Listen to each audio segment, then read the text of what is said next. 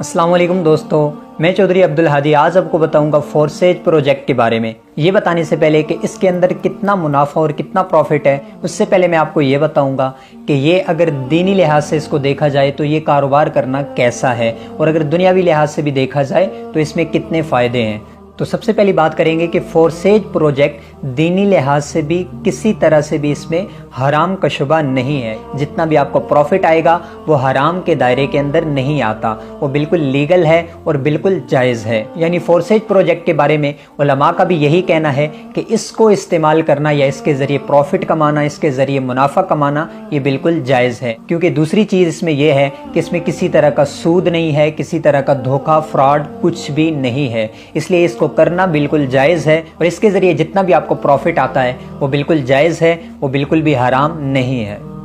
और अगर इसको देखा जाए दुनियावी लिहाज से तो फोरसेज प्रोजेक्ट के ऊपर काम करना आपके लिए क्यों ज़्यादा मुनाफे बख्श और क्यों फ़ायदेमंद है, उसकी सबसे बड़ी वजह यह है कि ये डिसेंट्रलाइज प्रोजेक्ट है, ये सेंट्रलाइज नहीं है। सेंट्रलाइज का मतलब ये होता है कि किसी भी कंपनी को ऊपर से हैंडल करने वाला कोई ना कोई एक बंदा बैठा होता है जो जब चाहे इसमें चेंजिंग कर सकता है, जब चाहे इसका प्रॉफिट कम कर सकता है, जब चाहे आपको जिस तरह से चलाना चाहे वो चला सकता है। लेकिन डिसेंट्रलाइज वो होता है कि वो एक दफ़ा जिसने डिज़ाइन कर दिया, जिसने बना दिया, जिसने जो इसका क्रिएटर है उसने एक दफ़ा इसको बना दिया, दोबारा वो खुद भी इसमें चेंजिंग नहीं कर सकता। हैकिंग क्रैकिंग की तो बात फिर साइड पे रह गई, क्योंकि डिसेंट्रलाइज ऐसा प्रोजेक्ट होता है जिसमें आप खुद उस चीज़ के मालिक होते हैं। आप जिस हद तक अपना कारोबार बढ़ाते हैं उसके आप खुद ही मालिक होते हैं, और इसके अलावा जितना भी इसका प्रॉफिट आता है वो सारा का सारा आपके अकाउंट में आता है, जिसके ज़रिए मतलब आप इजी पैसा या जायज़ कैश में उसको फौरी कैश पे हासिल कर सकते हैं।